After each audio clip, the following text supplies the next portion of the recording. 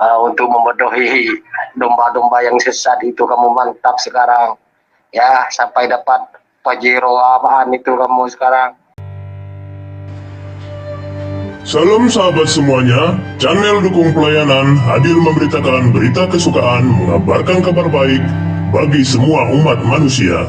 Dukung terus channel Dukung Pelayanan ini dengan like, subscribe, dan aktifkan tanda lonceng agar banyak orang mengetahuinya. Terima kasih. Dengarkan, simak selanjutnya pemirsa. Ya bagaimana prosesnya? Aku pengen tahu, kan kamu pendeta kelas kakap. Pendeta yang sudah bayarannya sudah full, perpuluhannya sudah oke, mantap. Untuk membodohi domba-domba yang sesat itu kamu mantap sekarang. Ya, sampai dapat Pajero apaan itu kamu sekarang. Ya pertanyaan saya gampang kok. Bagaimana prosesnya itu? Yesus itu menciptakan ibunya bagaimana? Nah, inilah perkataan Jagawala yang provokatif ya. Saya tahu maksud tujuannya agar ini didengar publik, lalu orang menghentikan yang membantu menyumbang Muhammad Kc. Ini tujuannya dia. Udah punya Pajero lah, segala macam, rumah bagus. Itu fitnah itu namanya. Halo saudaraku, siapa yang tidak kenal sekarang dengan Muhammad Kc?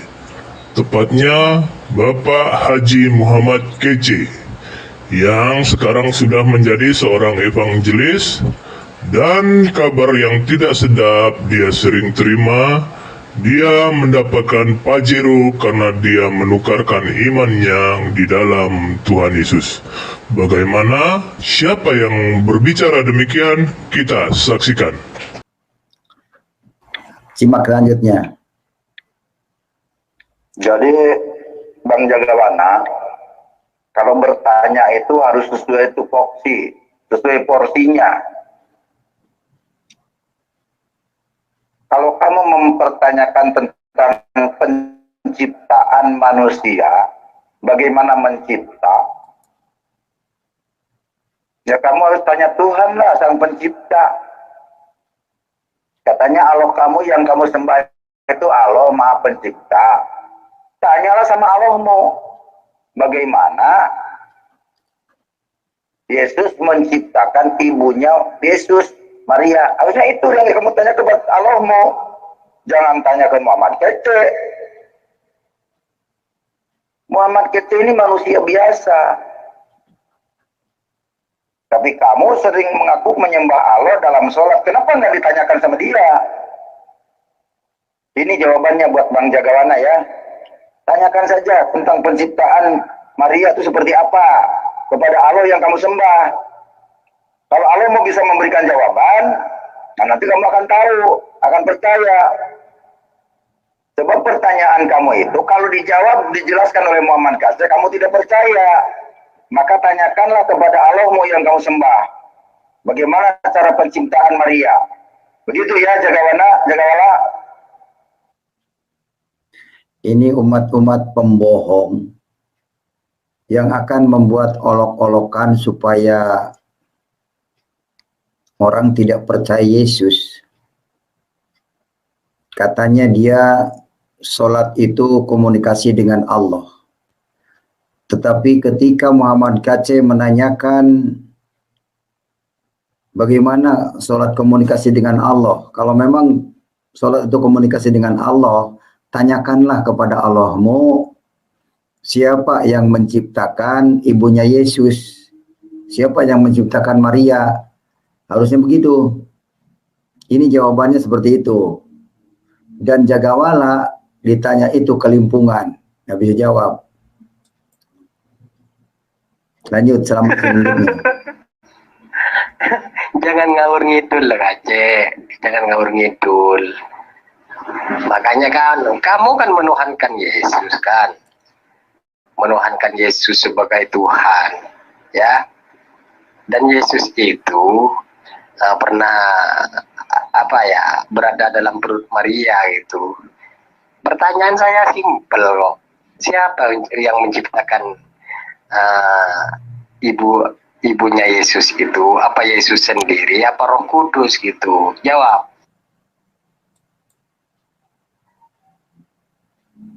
Iya, kamu jangan curang kalau mau dijawab. Kamu curang, saya nggak bisa ngetang tadi. Ya, bukan kamu, mungkin teman kamu ada yang curangin handphone saya nggak bisa ngetag kamu tadi ya. Kamu kalau mau ngomong sendiri, ngomong saya di masjid, jangan di tempat diskusi kayak gini ya. Ceramah sama jemaatmu, jangan curang begini ya. Kamu kan minta jawaban dari saya tentang siapa yang menciptakan ibunya Yesus, begitu kan pertanyaannya. Kamu kan udah bodoh gitu. Sudah mau diperalat oleh negara Arab.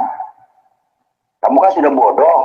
Jangan kamu ingin tahu kekuasaan Tuhan. Kalau kamu ingin tahu siapa yang menciptakan ibunya Yesus, yang menciptakan Maria, ya tanyalah kepada Tuhanmu. Katanya kamu menyembah Allah. Allah Maha tahu yang kamu sembah. Tanya kepada dia, itu jawaban saya. Jangan tanya kepada saya, karena saya bukan sang pencipta. Ini jangan jelas. Kamu bertanya, memberikan pertanyaan yang salah, akan mendapatkan jawaban yang salah menurut kamu. Tapi menurut saya benar. Kamu kan rajin menyembah Allah. Kamu kan rajin komunikasi dengan Allah dalam sholat. Sholat itu kan komunikasi dengan Allah, kata kamu. Nah, tanyakan ke kamu, siapa yang menciptakan Maria? Begitu. Kalau kamu tidak bisa menjawab, lalu ngapain sholat 5 waktu?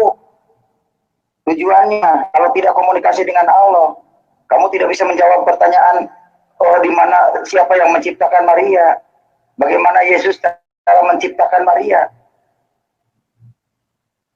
Nah, ini kamu bertanya, tapi menampar pipimu sendiri, menampar mulutmu sendiri. Kamu kan penyembah Allah. Kalau kamu ingin tahu otak Tuhan, tanya kepada Tuhanmu. Yang kamu sembah Allah. Ini jawabannya ya, Bang Jagawala. Kalau kamu, Bang Jagawana, mengaku menyembah Allah, mengaku kalau sholat itu komunikasi dengan Allah, tapi kamu tidak bisa berbicara, tidak bisa menanyakan siapa yang menciptakan ibunya Yesus. Ngapain kamu jengkelit, ngaku-ngaku berbicara kepada Allah? Ngapain itu disembah? Kalau memang Allah tidak bisa menunjukkan ke kamu,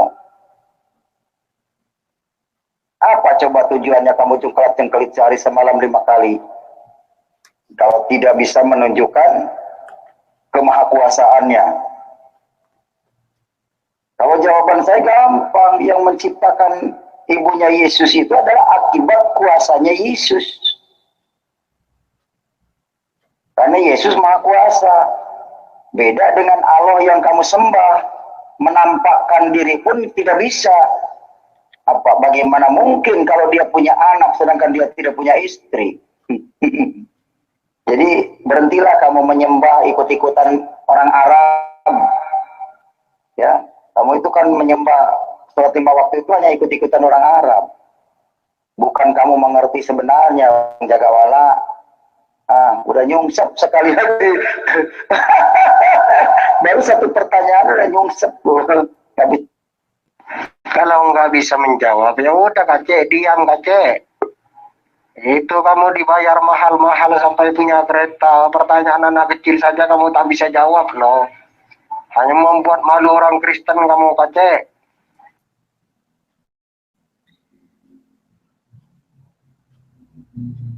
Itu sudah saya jawab tadi. Jawaban saya kan otaknya jongkok. Jadi jangan ingin tahu kekuasaan Tuhan. Dan sudah saya menjawab. Kamu bilang nggak bisa jawab. Nggak bisa bagaimana? Saya bisa ngomong dari tadi menjawab kamu. Cuman kan kamu ngejahatin saya, mungkin teman kamu adminnya, sehingga saya tadi tidak bisa ngetag kamu, sehingga terlewati beberapa voice note. Begitu, jelas Bang Jagawana. Saya kan sudah jawab tadi, kalau kamu menanyakan tentang penciptaan Maria, ya kamu harus tanyakan kepada Allahmu yang kamu sembah. Bukan tanya ke Muhammad Kace. Karena pertanyaan kamu yang salah. Pertanyaannya bagaimana Yesus menciptakan ibu Yesus, kan pertanyaannya. Ya saya katakan, ya Allahmu yang kamu sembah. Orang Bogor. Itu kan jawaban saya. Salam. Kalau bilang ngawur, pertanyaannya itu jawabannya itu harusnya yang lebih tepat. Tapi langsung nyungsep. Begitu Bang Jagawa. Nah, itulah teman-teman kita kalau bikin pertanyaan itu berangkat ke dirinya sendiri. Makanya kita jangan mengikuti alur pertanyaan mereka. Iya, karena mereka itu hanya mencari olok-olokan. Begitu. Karena Oke, sebelum kita ngobrol lanjutkan dulu. Ada beberapa. Ya, Iya, ada beberapa lagi nih. 1, 2, 3, 4 lagi. Coba kita lanjut dulu. Simak dulu aja ya. Oke. Rame tapi damai. Nggak bisa menjawab, ya udah Kak, diam Kak. Itu kamu dibayar mahal-mahal sampai punya kereta. Pertanyaan anak kecil saja kamu tak bisa jawab loh. Itu sudah saya jawab tadi. Jawaban saya, kamu kan otaknya jongkok. Jadi jangan ingin tahu kekuasaan Tuhan. Saya sudah saya jawab. Kamu bilang nggak bisa jawab. Bisa bagaimana? Saya bisa ngomong dari tadi menjawab kamu. Cuman kan kamu ngejahatin saya. Mungkin teman kamu adminnya, sehingga saya tadi tidak bisa ngetag kamu, sehingga terlewati beberapa voice note. Begitu, jelas Bang Jagawana. Saya kan sudah jawab tadi, kalau kamu menanyakan tentang penciptaan Maria, ya kamu harus tanyakan kepada Allahmu yang kamu sembah. Bukan tanya ke Muhammad Kace. Karena pertanyaan kamu yang salah. Pertanyaannya bagaimana Yesus menciptakan ibunya Yesus, kan begitu pertanyaannya. Ya saya katakan, tanya kepada Allahmu yang kamu sembah siang malam. Itu kan jawaban saya. Kok bilang ngawur? Karena pertanyaan itu jawabannya itu harusnya yang lebih tepat. Maka kamu langsung nyungsep. Kamu kan banyak pengikutnya, umat-umat Kristen, domba-domba yang sesat itu kan banyak yang mengikuti jejak-jejak kamu itu. Pertanyaan anak kecil saja kamu tak bisa menjawab. Berapa kali saya bertanya, tapi kamu selalu ngawur ngidul ini dan itu terus. Malu ya, punya Tuhan dilahirkan dari rahim manusia. Hah? Malu. Daripada dari batu. Itu saya bukan malu punya Tuhan dilahirkan. Tapi kan jawaban saya tepat. Karena saya tahu pertanyaanmu itu bukan kamu mencari tahu, tapi tujuan kamu olok-olokan. Jadi saya sudah menduga pertanyaan kamu itu, arah tujuan pertanyaan kamu itu saya sudah tahu. Makanya itu jawaban yang tepat untuk kamu. Kalau kamu ingin tahu proses penciptaan Maria, tanyakan kepada Allahmu. Katanya kamu menyembah Allah. Kan begitu. Ini komparasinya begitu. Kamu menyembah Allah. Kalau kamu ingin tahu pencipta Maria, tanya kepada Allahmu. Siapa yang menciptakan? Kan begitu. Nyungsep langsung kamu. Jadi kamu itu pendusta. Mengaku menyembah Allah, tapi kamu sendiri tidak bisa komunikasi dengan Allah yang kamu sembah. Kalau saya menyembah Yesus, saya suka komunikasi dengan Yesus. Begitu. Dan komunikasi saya dengan Yesus tidak bisa dipublikasikan karena ini privat untuk saya sendiri. Ya, kalau kamu sudah mengenal Allah, harus bisa komunikasi dengan Allah. Jelas ya? Begitu Bang Jaya, Bang Jagawala. Kamu tuh jangan ngebohongin orang banyak ya. Pertanyaan yang salah akan mendapat jawaban yang salah. Tidak sesuai keinginan kamu. Paham ente ya? Hati-hati mau bertanya dengan Muhammad Kace.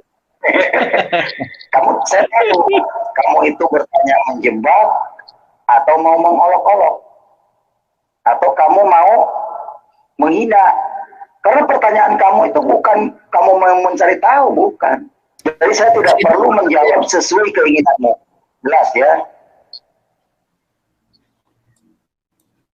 Nah, inilah percakapan dengan Jagawala yang tujuannya ingin mengolok-olok, tapi dia malah terolok-olok sendiri. Malu ketika disuruh bertanya kepada Tuhannya, dia tidak bisa menjawab. Suruh bertanya katanya menyembah Allah. Saya bilang tanya Allahmu, tapi ternyata dia tidak bisa. Akhirnya dia nyungsep. Nah, oke teman-teman, terima kasih kepada yang sudah bergabung pada siang hari ini. Kita ngobrol-ngobrol. Saya merasa ada teman, banyak teman juga. Saya sambut dulu nih Pak Roti Hidup, silakan Pak Roti Hidup tanggapannya tentang percakapan yang tadi. Kemana kira-kira tanggapan Pak Roti Hidup? Mau makan roti Ya, nggak ada shalom Pak Rotinya Kece, ada Pak Pak. Damai, dan Pak Salam sadar. Kristen Iya, shalom. Prince. Shalom. Saya ikuti tadi Pak Kece ya. Pertanyaan seperti kayaknya lebih berbobot dari seorang anak SD ya. Dia menanyakan seperti yang tadi Pak Kece sampaikan, dia menanyakan siapa yang menciptakan ibunya Yesus. Ibunya Yesus. Iya. Nah, dia nggak berkaca kembali tentang dirinya. Terus siapa yang menciptakan ibunya, bapaknya, bahkan dirinya sendiri, gitu loh. Nah, yang nggak tahu itu pemikiran orang seperti itu sadarkah tidak dia tentang istilah kemanusiaan Tuhan itu. Nah, kalau orang yang artinya nalarnya bisa berjalan dengan lancar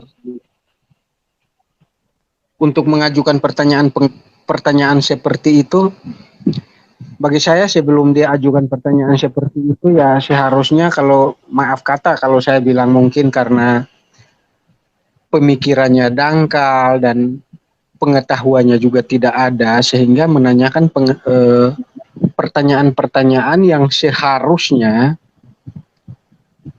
tidak perlu dijawab. Benar. Itu kalau menurut saya Pak Kece. Karena bagi saya itu pertanyaan bodoh. Iya. Gitu. Mungkin untuk sementara dari saya itu saja Pak Kece. Oke, terima kasih sekarang ke Pak Christian Prin. Silakan di unmute. Pak Kristen Prin.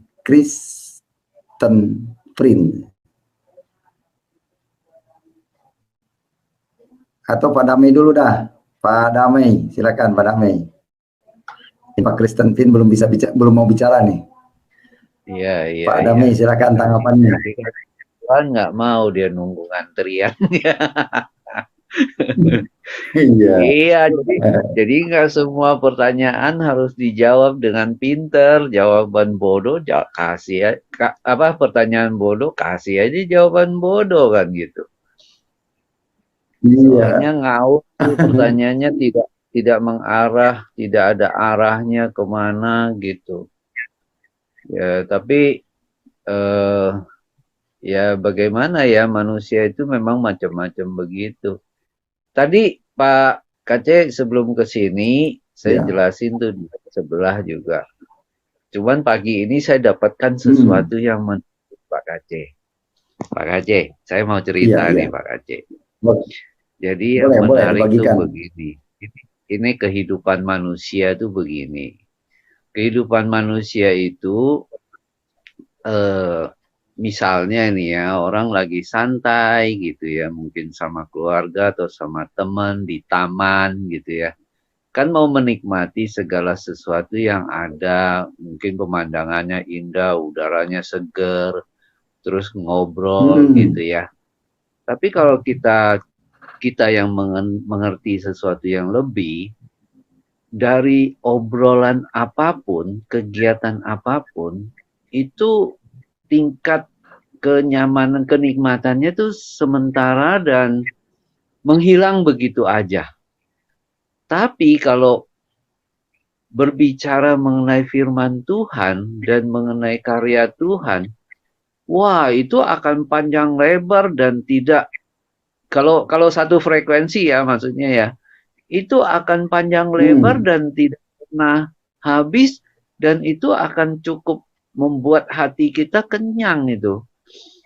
Habis itu Benar. misalnya kita nyanyi-nyanyi, habis nyanyi-nyanyi ngobrol lagi, diskusi lagi tentang firman Tuhan. Saya sempat berpikir itu, wah cuman begitu aja rasanya betah gitu. Tapi kalau kita Iya, cuman iya. misalnya anggaplah orang pacaran nih, paling dia bawa handphone, masing-masing main handphone, mau bicara apa Iya. lagi habis. Nah ini satu keindahan untuk orang yang sudah mengenal Tuhan ya, dalam arti jadi ada suatu, ya namanya kasih itu mengalir ya. Kalau kamu percaya kepadaku, maka dari hatimu akan mengalir aliran air hidup kan. Nah, Iya, coba betul. bisa nggak orang biasa menerjemahkan itu? Nggak bisa. Jadi itu suatu hal yang memang sesuatu hal yang di luar nalar pikiran manusia, itu terjadi di dalam hati.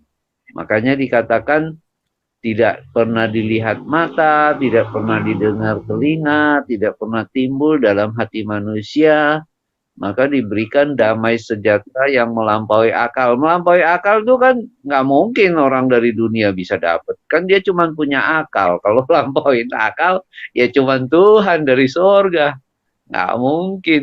Nah, itu Pak Kristen Prince kayaknya kedip-kedip kasih sign-nya. Ayo Pak Kristen Oke, Prince. sekarang Pak Kristen Prince, silakan tanggapannya, komentarnya, atau uneknya. Ya, shalom. Shalom alaihim Sadar. Wow. Swastiastu, namo Sadar. salam kebajikan.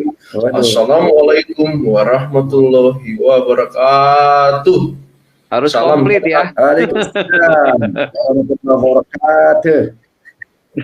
Komplit. Di diskusi Pak Muhammad Kece ini ya, Haji Muhammad Kece, cukup seru tadi. Tapi ya seperti biasa tanggapan-tanggapan yang diberikan oleh para Muslim ini tidak substansi ya Pak Muhammad Kece, karena Pak Kece bertanya soal substansi, mereka bertanya soal soal hal-hal yang teknis ya.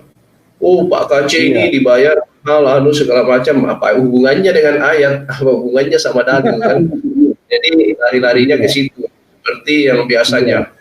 Pokoknya lah Pak Kece kurang lurus atau bagaimana dikomentarin bacaannya lah, padahal mereka aja belepotan bacanya juga, tidak semuanya yang bagus.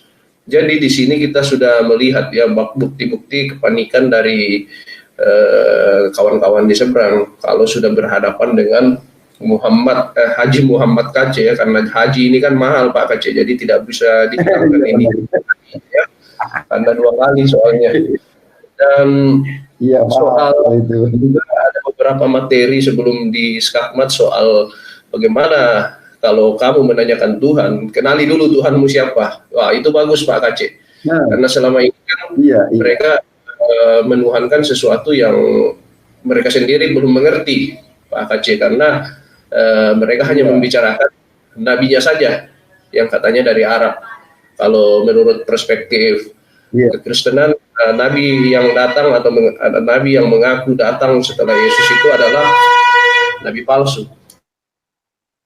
Jadi kalau menurut saya harusnya mengenali dulu seperti apa Tuhannya. Dari mana mengenali Tuhannya seperti apa? Dari seperti sifat-sifatnya begitu Pak Kece. Ya, dari kalau mereka kan kedua sifatnya itu seperti apa? apakah itu diwujudkan di dalam suatu hal yang sesuai dengan yang tertulis atau perlu ditakwil lagi. Nah, itu yang menjadi juga pertanyaan di antara mereka sendiri. Ada yang mengatakan bahwa diternak sesuai dengan apa yang tertulis, ada juga yang perlu menakwil tentang sifat-sifat dari Tuhannya mereka sendiri.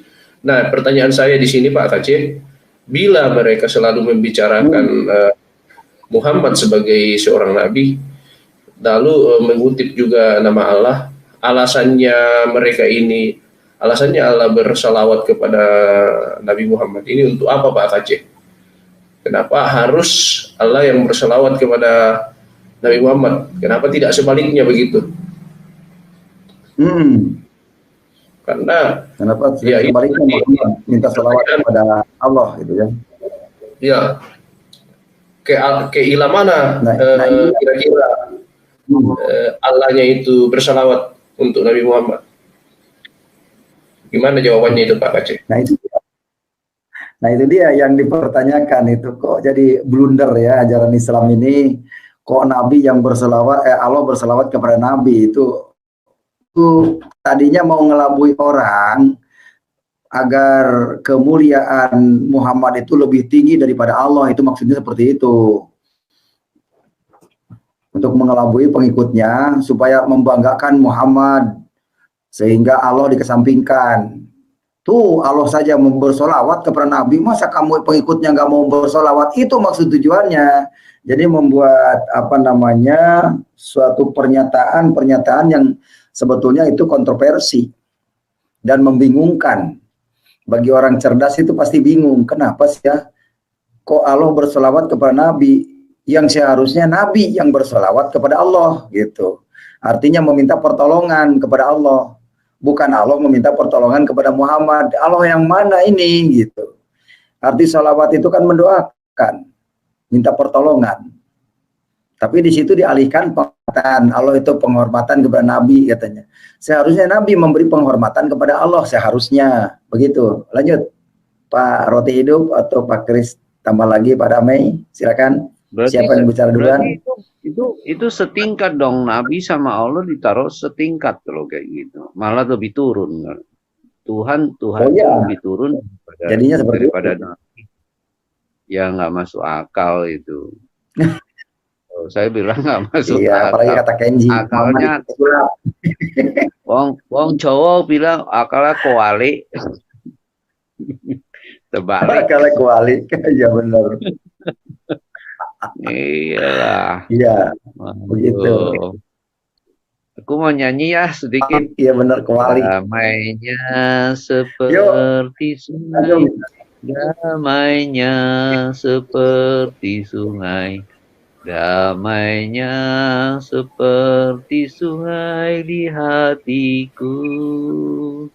Damainya seperti sungai. Damainya seperti sungai. Seperti sungai di hatiku. Ya kan singkat aja, tapi kan susahnya yang mengalir itu susah cari kemana, mau di belenggu terus, nggak mau lepas dari belenggu itu, gimana mau damai? Aturan membelenggu, aturan-aturan yang membelenggu dan mengikat, kasihan deh lo. Kasihan deh lo. Iya benar, karena selama ini banyak umat yang tidak paham bahwa Islam itu sebenarnya agama politik dari Arab. Nah, jadi banyak orang yang tidak paham bahwa itu adalah politik. Tapi saya yakin sebentar lagi juga tsunami pemurtadan setelah orang Islam itu nyadar bahwa Islam itu adalah agama politik dari Arab yang disebabkan orang lain, negara lain supaya datang ke Arab setiap tahun mengantar devisa negara begitu. Jadi dibisniskan. Orang Indonesia ini dibisniskan oleh orang-orang Indonesia juga yang bermukim di Arab. Karena Syekh Nawawi Al-Bantani itu orang Indonesia yang orang Banten yang bermukim di Arab gitu. Jadi supaya bagaimana caranya supaya bisa meluk. Iya, orang Indonesia, orang Banten, Syekh Nawawi itu. Oh. Jadi Pak dia membuat Muhammad Kece. kitab.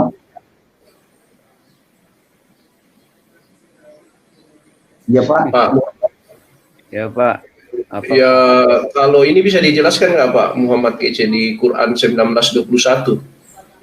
Dikatakan di situ kan Isa Al-Masih rahmat bagi alam semesta. Berarti rahmat lil alamin dong Bang? Atau bagaimana Pak? Iya, Di QIS 1921. Iya, jadi yang dimaksud, iya 1921, yaitu Isa itu adalah rahmat bagi alam semesta. Yang rahmatan lil alamin itu sebenarnya adalah Isa Al-Masih, bukan Muhammad bin ayatnya Abdullah. yang jelas. Jadi Nomor ayatnya yang jelas. Di mana nomor ayat? yang nomor ayatnya surat 21 Al-Anbiya ayat 91. Kemudian dilanjut lagi ke ayat 107. Masih surat 21 Al-Anbiya. Gitu. Nah, itu rahmat Allah itu Isa Al-Masih, bukan Muhammad bin Abdullah. Begitu. Nah, sementara ini para ustadz mengatakan bahwa Muhammad bin Abdullah itu rahmatan lil alamin, katanya, rahmat bagi alam semesta. Siapa yang merasa dirahmati dikejar-kejar, murtad saja dikejar-kejar. Mu'alaf dikejar-kejar, murtad dikejar-kejar. Siapa yang merasa dirahmati? Muhammad Kece saja tidak merasa dirahmati dengan nama Muhammad, lebih dirahmati dengan nama Yesus. Begitu. Saya dirahmati kalau dalam nama dikejar-kejar Yesus. kasih, no. Dalam nama Dikejar-kejar Muhammad, kasih.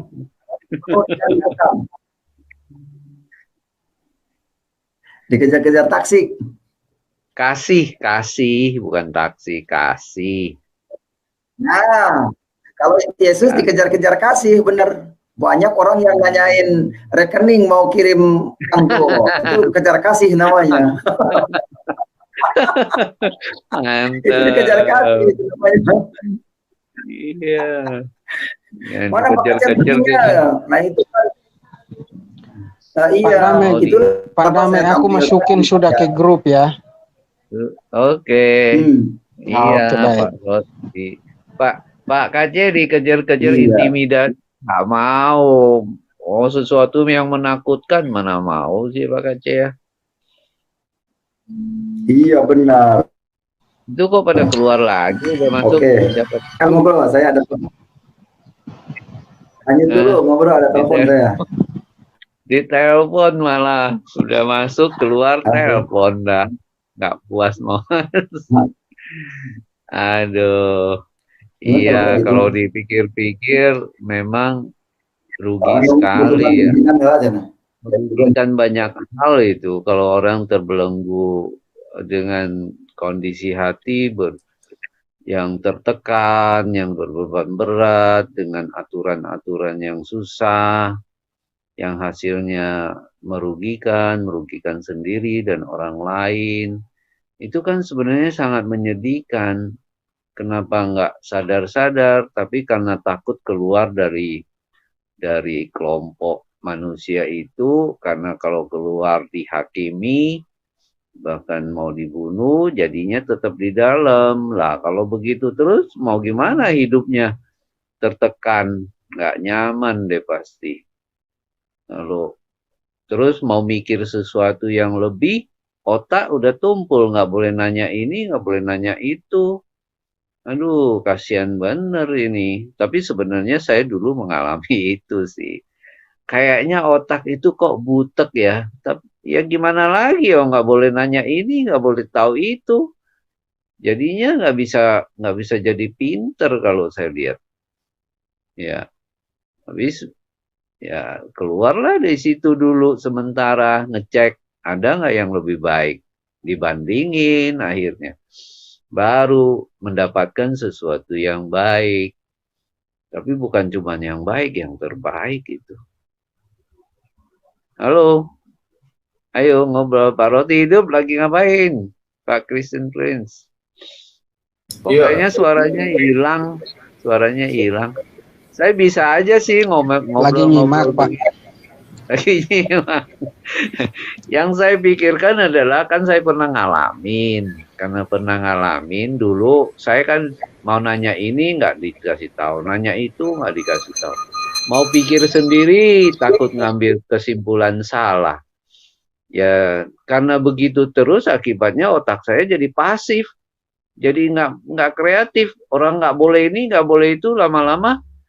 Oh ya, kemarin ada seorang ibu tanya sama saya, kenapa ya anak saya yang satu itu pendiam ya? Terus saya tanya, sering dimarahin nggak? Kalau anak sering dimarahin di waktu kecil, lama-lama dia diem. Karena apa? Apa-apa salah, ya udah saya diem. Begitu, diemnya itu bisa jadi sampai panjang. Betul, Karena Pak. ada Betul sekali. Iya. Pak Dami ini mantan museum juga ya? saya petobat mendapat kelegaan. Saya bukan mantan muslim. Oh, Pak Kristen Saya Prince, Petobat Kristen saya, Prince, petobat. tinggalin nomor di private chat dong untuk saya masukin ke grup. Wise. jangan diceritakan ya, Pak. Untuk menikmati roti hidup nggak ada. Boleh roti nggak Pak hidup Kristen Prince? harus ada kopi. Iya, boleh Pak, entah. Oke, baik. Terima kasih sebelumnya. Karena ada Pak Kece juga di sana, ada Pak Damai. Roti hidup harus ada kopi. Roti hidup harus Ya, ada teman-teman, kopi. saya bersyukur ya. Ya, teman-teman, saya bersyukur setiap saya masuk ke grup debat, banyak yang nyerang. Setiap masuk ke ini ada momen kece, langsung banyak yang nyerang. Oh, Tapi gitu mereka ya? pada nyongsep semua, 2 pertanyaan dijawab hilang. 2 pertanyaan jawab hilang. Jadi ya saya bersyukur aja sudah banyak penggemar. Ya. Nanti pada bertobat, baptis sudah dibaca. Ini palopot saya belum nanya nih, udah baptis waktu di palopot. Ada teman baru lagi. Oke, Siapa itu? Pak. Sekarang giliran Pak Kupar nih. Silakan tanggapannya Pak Kupar dengan percakapan yang tadi. Apa itu? Mungkin nyimak tadi. Kupar baru bangun itu kayaknya. Roti hidup Tetangga. Baik, sisterku. Baik. Salam. Suaranya Pak Kece, suara beda kabar? suaranya. Semuanya apa kabar? Baik. Suaranya Ini tadi beda apa? bukan teh. Ya, salam sadar. Salam Kece. cerdas juga. Aku tadi mau nanya yang masalah solawat itu loh, Pak Kece. Iya. Jadi Iya. apa? Maksudnya itu kan bersolawat kepada Muhammad ya. Bahkan Allah pun bersolawat gitu maksudnya Pak Kece. Ya kan? Itu maksud kata bersolawat itu mendoakan atau gimana, atau menyembah atau apa itu sebenarnya? Pak Kece namanya bersolawat itu mendoakan Muhammad. Jadi Allah ini berdoa kepada siapa untuk Muhammad? Iya, nggak tahu itu dia. Ya nggak, maksudnya begitu kan Pak. Kalau nggak maksudnya aku cuma nanya doang. Berarti Allah ini juga berdoa kepada siapa untuk Muhammad kan? Iya. Betul ya, maksudnya gitu ya? Betul. Oke. Nah, kalau nggak salah Pak Kece, aku mau tanya, benar nggak ada satu cerita yang bilang gini, jadi malaikat dan apa gitu itu gini, jadi tunduk kepada Muhammad, tapi ada malaikat itu tidak tunduk. Dia bilang dia kan manusia gitu, kenapa saya mesti tunduk sama dia gitu loh. Kalau nggak salah ada cerita gitu. Iya. Aku boleh minta tolong diceritain Pak Kece. Baik. Jadi begini, ketika Adam di sorga sudah jadi manusia, sudah sempurna menjadi manusia, maka Allah perintahkan kepada para malaikat, malaikat dan jin dari neraka, "Hei, para malaikat dan jin, sujudlah kamu kepada Adam." Nah, ada sebagian jin yang dari api neraka itu, ngapain saya sujud kepada Adam? Adam itu kan dari tanah, sedangkan saya dari cahaya api, gitu. Makanya kelompok jin ini berlomba-lomba membawa manusia untuk ke neraka, karena memang jin itu berasalnya dari api neraka, begitu. Nah, kemudian surat 33 Al-Ahzab ayat 56 berkata begini, innallaha wa malaikatihi wa malaikatu yusollu 'alan nabi. Nah, sesungguhnya Allahnya dan malaikat-malaikatnya bersalawat untuk nabi. Allah dan malaikat berselawat untuk nabi. Selawat Allah kepada siapa salawatnya? Nah, iya, itu maksud aku. Siapa? Mulai nyadar ya. Iya, itu. Nyadar bahwa Allah itu bersalawat kepada Nabi, bersalawat kepada siapa Allah mintanya. Nah ini Iya, membuat keder ya. Iya, maksudnya gini. Membuat kalau wajah saya kan, Islam itu merah mukanya kalau dibuka ini. berarti kan benar kan Pak Kece ya, kalau saya misalkan, Iya, oh saya benar. mendoakan untuk Pak Kece, tapi saya berdoanya ke Tuhan, tapi untuk Pak Kece. Yesus, ya. Ya kan? Berarti kan ini Iya. Allahnya ini sembayangnya ke siapa? Untuk Muhammad. Betul. Gitu. Betul. Ya. Oke, Iya. oke. Itu aja Pak Kece pertanyaannya. Oke, terima kasih. Terima kasih. Ini sangat menusuk, itu menonyok dada banget. Nah, deg ke dadanya. Pertanyaan Kenal. tersentuh. Salam kenal. Pak terangkanlah. Satunya siapa Pak? Ibu siapa nih? Kufar Pak. Kufar. Ibu Kupir. Kufar. Kunya jauh. Kunya jauh ya, Far. Iya, ini asli Ibu Kupar ya. Jauh tapi deket, bisa ngomong. Iya benar. Oke, lanjut aja Pak. Itu Kalau Pak di hati dekat terangkan. di mata. Iya. Pak terangkan. Ayo, terang lilin apa terang matahari nih? Terang dunia nih. Buka Terang aja dunia, Pak. videonya biar kenal. Ini kan negara sudah merdeka nih, FPI sudah di Merdekanya tertulis, Pak. Tertulis merdekanya. benar. Buka aja biar saling kenal. Iya, itu. Nggak ada sudah pada nyadar FPI-nya juga takut masuk neraka. FPI sudah pada nyadar sekarang takut neraka. Ya, tema kita apa nih Pak Kate? Silakan Pak terangkan. Tema kita apa nih? Iya. Temanya. Ya, temanya ini sebenarnya temanya Jagawala nyungsep oleh Muhammad Kece. Temanya itu Jagawala nyungsep oleh Muhammad Kece. Tadi itu perdebatan voice note tadi itu. Pak Kece, ada di private chat situ. Ya. Mungkin Pak Kece bisa bantu jelaskan itu di Mutiara Hadis 2002 jilid 3 nomor 152. Mutiara Hadis. Iya. Jilid 3 nomor 152. Tapi saya nggak apa. Kita nggak bisa bukanya,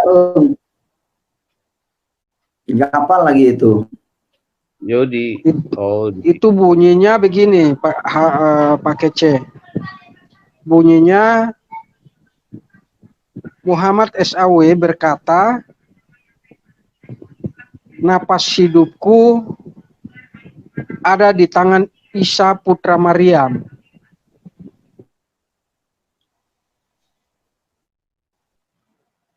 Oh, iya. Jadi yang Arabnya begini. Waladi nafsi biadihi ayun ila pikum ibnu Maryam hakaman adlan. Itu Arabnya, hadisnya. Ya. Nah, kalau di Indonesia kan bagaimana? Demi nyawaku yang ada di tangannya, telah dekat waktunya akan datang kepadamu Isa putra Maryam menjadi hakim yang adil. Itu Indonesianya begitu.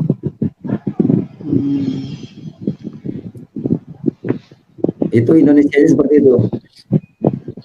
Demi jiwaku yang ada di tangannya, telah datang waktunya, telah dekat waktunya akan turun kepadamu Isa putra Maryam menjadi hakim yang adil. Gitu. Nah itu ya hadis mutiara itu. 1090 ya. Iya, iya. Begitu Pak, hidup ya. Oke, lanjut Pak. Siapa sekarang? Pak terangkanlah. Pak Damai. Oke. Oh, Pak terangkan kemana ini? Saya baru minta diterangkan, udah hilang. Ayo Pak terangkan, jangan hilang. Sinyal itu. Oke. Tadi aku salah pencet, jadi keluar, masuk lagi. Iya, soalnya rotinya sudah ada. Oh gitu, Pak Damai keluar lagi. Kalau ini damai itu nggak usah, ini nggak usah ngapa-ngapain. Oh sudah ngopi ya? Iya tuh. Kalau damai kan nggak usah ngapa-ngapain, damai aja, nyanyi damai. Kalau mau minta apa namanya? Oh itu pakai C ada kopi itu. Nah kalau mau minta yang lebih berkelas lagi dari kopi itu ada sis cover ada di dalam itu. Oh, sis cover. Oh ya, tahu aja. Kayak tetanggaan ini. Pak Roti hidup banyak tetangganya nih. Iya, kita dua tetanggaan, Pak. Dia di apa? Jangan sebut aja, jangan. Jangan sebut. Dia di Papua Selatan. Dia di lantai bawah, Bapak di lantai atas. Saya juga lantai bawah nih. Lantai bawah 2 kamar, lantai atas 3 kamar. Ada Pak Kece itu 3. Iya benar. Iya. Iya, tadi aku kan ngomong Pak Kece kalau kita ngobrol tentang roti hidup, bukan roti hidup yang itu ya, maksudnya itu kalau kita ngomong aja, kita ngobrol apa artinya ini, apa artinya itu aja udah sangat menarik gitu juga. Sajian itu namanya sajian roti hidup gitu. Ya, Pak Kece juga supaya apa? Supaya ngiler Pak. Kalau udah ngiler, udah kepengen, nah loh. Jadi ada sajian lain dari itu. Nah ini sekarang kita perlu apa nih? Perlu roti panggang kayaknya yang sudah matang siap dimakan. Tadi aku cerita begini Pak Kece. Nah waktu Simon itu belum jadi Petrus, dia kan panggilnya Yesus itu guru. Sampai suatu saat dia mengalami apa yang Tuhan Yesus ngomong sama dia, kamu akan menyangkal aku 3 kali sebelum ayam berkokok. Ya. Nah, itu kan dia panggilnya guru karena dia sendiri sebagai seorang murid yang dipilih langsung secara tatap mata, itu dia tidak kenal dengan Yesus. Sedemikian dekat bergaul nggak kenal dengan Yesus. Nah sekarang apalagi orang yang belum pernah ketemu, itu orang yang bergaul melepaskan nelayannya, terus pergi bergaul, jalan bersama kemana-mana Tuhan Yesus bersama dengan dia, itu nggak kenal Yesus itu Tuhan, dia cuma kenal dia guru. Nah kalau cuma kenal guru, ya beda, takut, nggak berani ya. Tapi setelah dia ngalamin proses, engkaulah Mesias, kata Simon.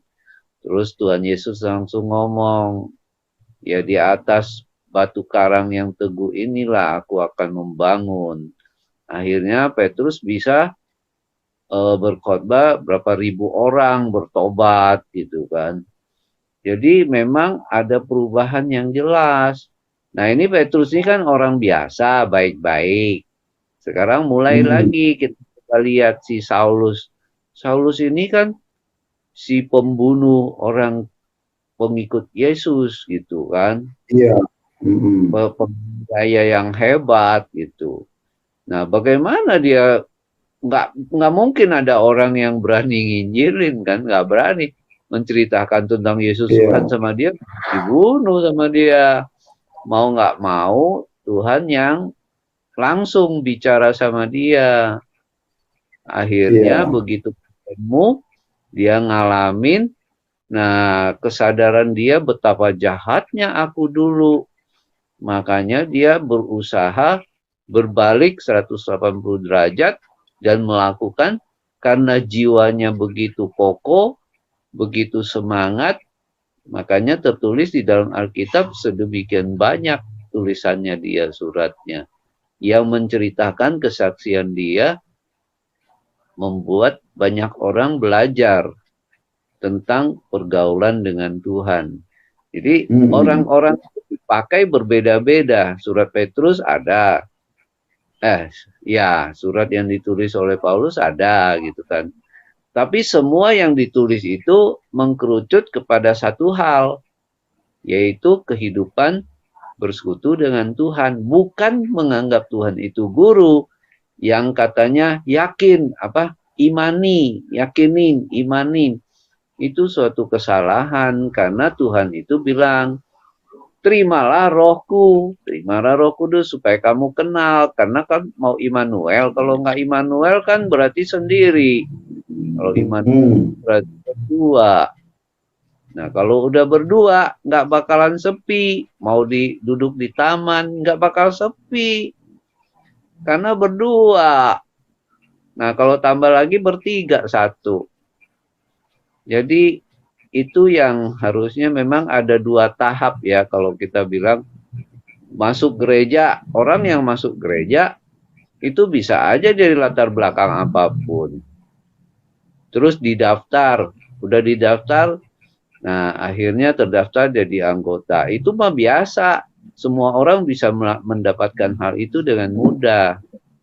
Tapi kalau yang satu ini, yang dari Tuhan ya dapat kasih karunia, itu juga harusnya mencari, maka akan mendapat.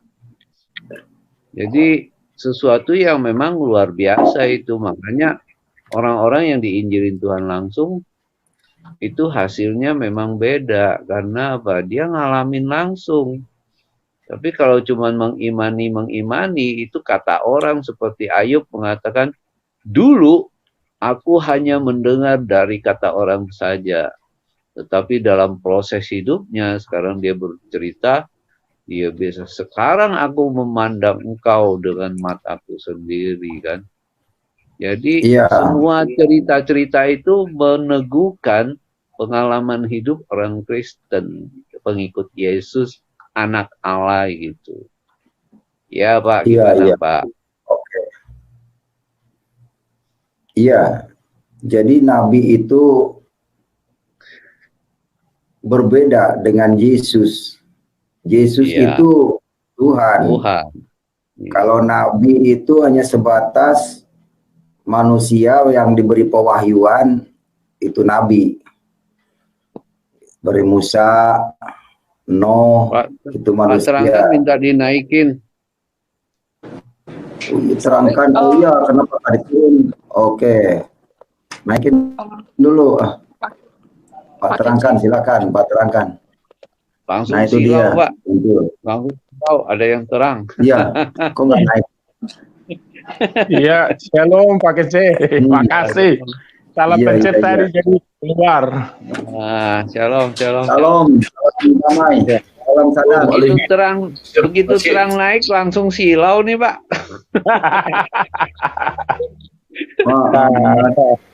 Astagfirullah. Jadi yang saya mau sampaikan, tinjauan secara umum dan barangkali tinjauan secara dogmatis teologis ya. Yang pertama secara umum.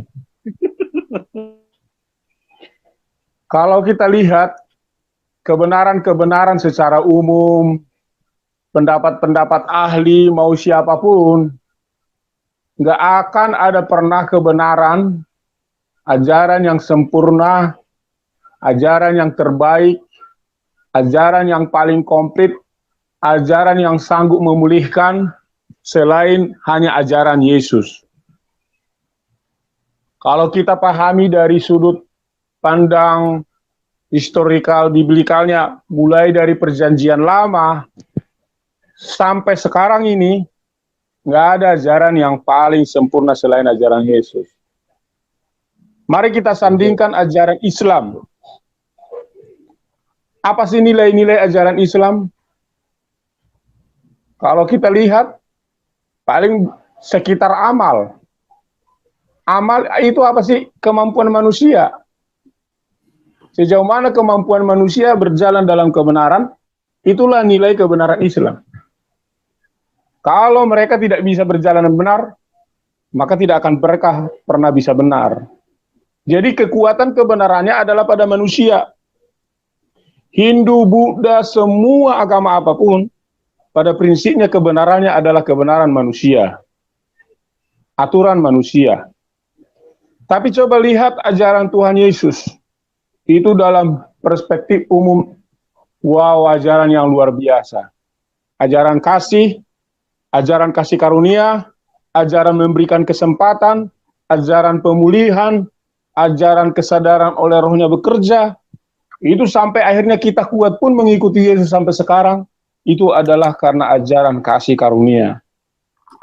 Tetapi bukan berarti kasih karunia dipermainkan, tetapi ada di sana panggilan untuk kita semakin lebih menghargai pemberian dari Tuhan itu. Itu yang pertama. Yang kedua, kalau saya lihat tadi apa yang sudah disampaikan oleh Pak Roti Hidup ya, inilah secara dogmatis bahwa kalau hukum Taurat yang dianggap oleh ahli Taurat, bahwa mereka beranggapan kebenaran mereka adalah kebenaran yang paling benar secara 10 hukum Taurat, mereka yang punya Alkitab Perjanjian Lama, tapi justru mereka salah mengajarkan 10 hukum Taurat itu. Salahnya di mana? Justru ketika mereka berpegang kepada 10 hukum Taurat yang berkata jangan membunuh, malah hukum Taurat itu mereka pakai untuk membunuh.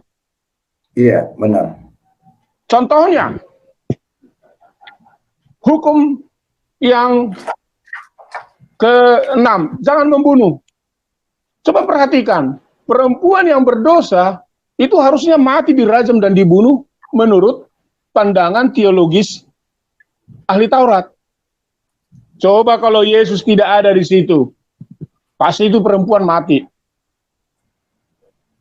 Artinya, orang Yahudi, orang Israel, sampai saat ini mereka sebenarnya berpegang kepada hukum ini. Kalau mereka tidak masuk kepada ajaran Yesus, hukum itu justru membuat mereka salah menyalahgunakan hukum itu sendiri. Nah, kita bersyukurnya di dalam Tuhan Yesus, hukum kasih karunia ini luar biasa. Tetapi yang saya temukan dari pengalaman saya, bukan karena kasihnya besar, lalu semena-mena kita berbuat baik, berbuat jahat gitu ya. Tapi yang saya lihat adalah, justru karena kasihnya itu kita semakin terharu untuk kita bangkit, bisa kita ada di dalam kebenaran itu, berjuang, sampai akhirnya kita bersinar, seperti nama saya, terangkanlah kepada seluruh dunia, kan begitu. Itu barangkali pendapat saya untuk hal ini. Jadi kalau kebenaran kita itu mau ditinjau dari sudut apapun, kebenaran Yesus itu adalah kebenaran yang paling sempurna dari segalanya. Itu saja barangkali Pak Kace dan kawan-kawan semuanya. Dari saya. Saya tambahkan Pak, terangkan. Pak, terangkanlah kalau bisa add nomor WA-nya di private chat, Pak. Mantap. Pak, supaya semua diakumulasi, saya teman-teman semua diakumulasi dalam satu wadah grup gitu loh Pak. Saya melanjutkan untuk menerangkan. Saya sudah kasih sebenarnya sama Pak Kace nomor saya. Oh ya, gampang lah itu nanti. Iya. Jadi Oh, ini Pak, ada jadi tamu Pak, kita di sini, ada Madia, Wow. Madia Pak Media Channel. Shalom selamat Madia. Halo, bergabung. halo, selamat Iya. pagi, selamat siang kawan-kawan yang lagi Selamat Selamat berdiskusi. pagi. Salam sadar Mantap. Pak Media Channel. Masuk. Iya, mantap Pak, kawan setelah Abang Kece nih, Pak jadi host Kece. sekarang. Halo, Pak Iya. Kece. Ya, Kalau bisa bikin aturan dulu, ini kebetulan ada tamu kita di sini, Pak Media. Kalau bisa teman-teman, Ya, kita silakan. bertanya dengan santun, kita boleh berargumen dengan santun. Tujuannya untuk membawa edukasi kepada penonton dan kita yang ada di room. Mungkin itu dari saya, teman-teman. Oke Pak. ya. Aturannya Pak Media Channel boleh 2 menit berbicara, yang lain menanggapi 2 menit juga. Begitu udah 2 menit ya. Dari mulai Oke. berbicara. Madia Silakan. bicara dulu ya. Pak Media Channel. Terima kasih Untuk kawan-kawan. menanggapi. Ini Madia tadi menanggapin dari Bapak yang mengatakan bahwa membunuh itu kan itu sudah dirubah, tidak boleh lagi di dalam ajaran Kristen ini. Nah, dalam posisi ini Madia malah menilainya seperti ini kawan ya. Nanti tolong ditanggapin ya. Itu kan ayat-ayat kitab suci dalam kitab Taurat. Berarti dalam posisi ini kalau tiba-tiba Tuhan itu datang kembali merubah itu, berarti Tuhan plan-plan. Tidak sesuai dengan ayat yang di dalam Taurat itu.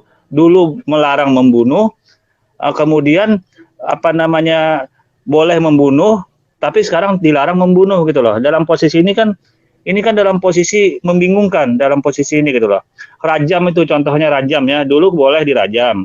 Nah sekarang nggak boleh lagi dirajam, nggak boleh lagi perempuan itu dibunuh. Berarti ayat dalam kitab Taurat orang Yahudi itu bertentangan dengan, padahal itu kan firman Tuhan juga tuh, kitab Taurat. Berarti Tuhan plan-plan menurunkan ayatnya itu gitu loh. Dulu membolehkan merajam, sekarang nggak boleh lagi.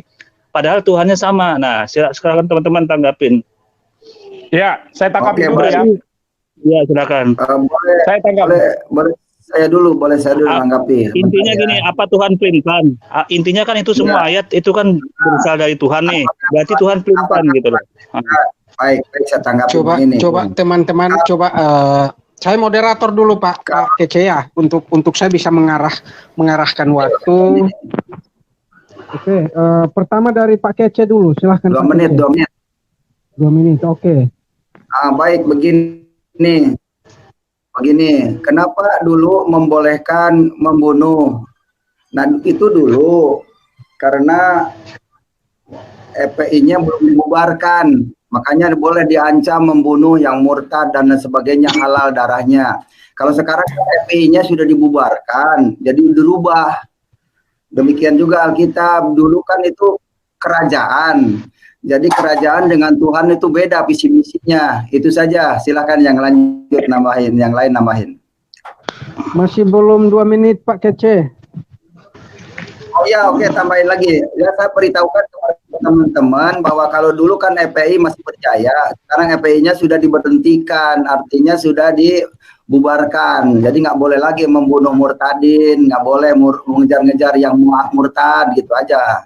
Jadi itu tambahannya ya. Terima kasih. Oke, selanjutnya kebetulan di sini sebentar Pak, sebentar.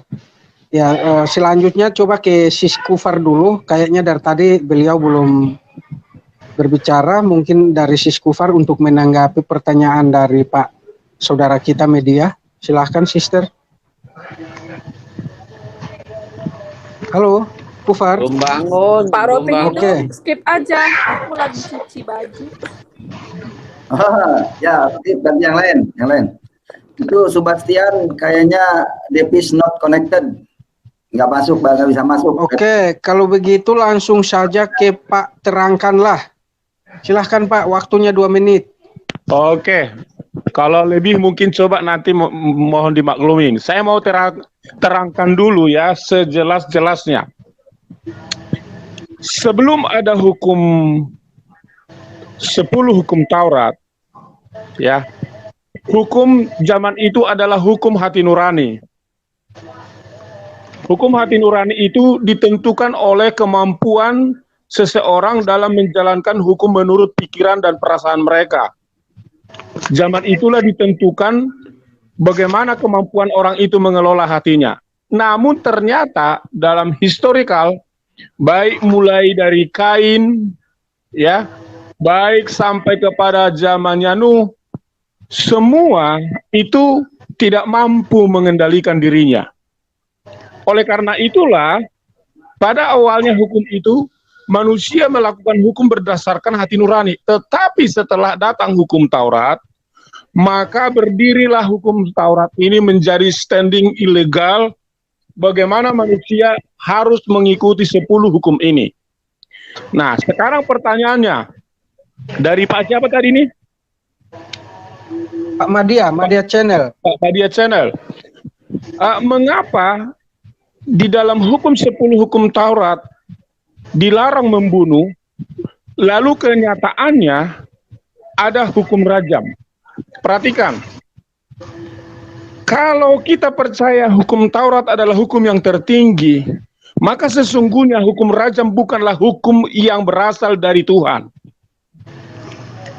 Tetapi hukum rajam ini adalah satu fenomena yang muncul ketika umat zaman itu tidak lagi mau mendengarkan berdasarkan hukum Taurat, sehingga mereka melakukannya berdasarkan hukum-hukum yang berdampak dari pengaruh-pengaruh hukum lain, termasuk hukum rajam.